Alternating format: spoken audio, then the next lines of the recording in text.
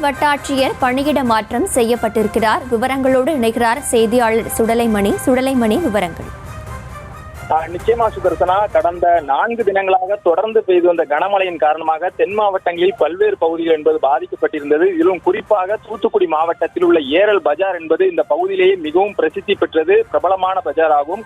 இந்த பகுதியில் சுமார் 500க்கும் மேற்பட்ட கடைகள் உள்ளது. அதாவது குண்டூசி முதல் தங்கம் வரை என இந்த பகுதியில் உள்ள சுமார் சுற்றுவட்டாரத்தைச் சேர்ந்த 100க்கும் மேற்பட்ட கிராம மக்கள் இந்த பகுதிக்கு வந்துதான் தங்களுக்கு தேவையான அனைத்து பொருட்களையும் அன்றாட தேவையிலிருந்து கல்யாணம், சடங்கு என அனைத்து பொருட்களுக்கும் இந்த பகுதியில் தான் பொருட்கள் வாங்கி செல்வார்கள். இந்த நிலையில்தான் தற்போது இந்த ஏரல் பஜார் என்பது முற்றிலுமாக சேதமடைந்துள்ளது. குறிப்பாக இந்த 5 நாட்களில் மட்டும் சுமார் 100 கோடி ரூபாய்க்கு மேலான பொருட்கள் அனைத்தும் நாசமானதாக இந்த பகுதியை சேர்ந்த வியாபாரிகள் வேதனை தெரிவித்து வரும் இந்த சூழலில்தான் ஏரல் வட்டாட்சியராக இருந்த கைலாஷ் குமாரசாமி என்பவரை தூத்துக்குடி மாவட்ட ஆட்சியர் மாற்றம் செய்ய உத்தரவிட்டுள்ளார்.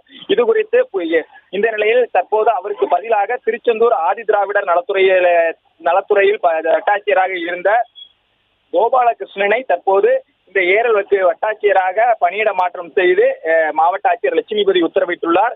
இது எதற்காக என்ற காரணத்துக்கு கைலாஷ் குமாரசாமிக்கு சற்று வயது அதிகமாக இருப்பதாகவும் உடல்நிலை சரியில்லை என்றும் ஒரு கோரிக்கையை வைத்ததாகவும் தனக்கு வேறு இடத்தில் பணியிட மாற்றம் செய்ய வேண்டும் என்று கேட்டுக்கொண்டதற்கு இணங்க தற்போது கோபாலகிருஷ்ணனை மாவட்ட ஆட்சியர் லட்சுமிபதி ஏரல் வட்டாட்சியராக பணியிட மாற்றம் செய்துள்ளார்.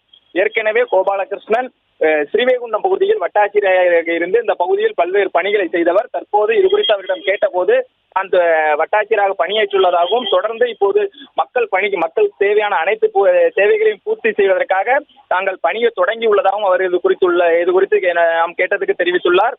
தொடர்ந்து ஏற்கனவே இந்த பகுதியில் உள்ள 100 கோடி ரூபாய்க்கு மேல் இழப்பு ஏற்பட்ட இந்த சூழலில் தற்போது புதிதாக வட்டாட்சியர் மாற்றம் செய்யப்பட்டுள்ளது. அந்த பகுதியில் சற்று விஷயத்தை ஏற்படுத்தியுள்ளது. இருந்தாலும் தற்போது இந்த பகுதியில் உள்ள பொதுமக்களுக்கு இந்த வட்டாட்சியர் சரியானதாக இருப்பார் என்ற ஒரு பேச்சும் தற்போது பொதுமக்கள் மத்தியில் எழுந்துள்ளது. சுதர்சனா, செய்திகளை உடனுக்குடனும் துல்லியமாகவும் தெரிந்து கொள்ள சப்ஸ்கிரைப் பண்ணுங்க.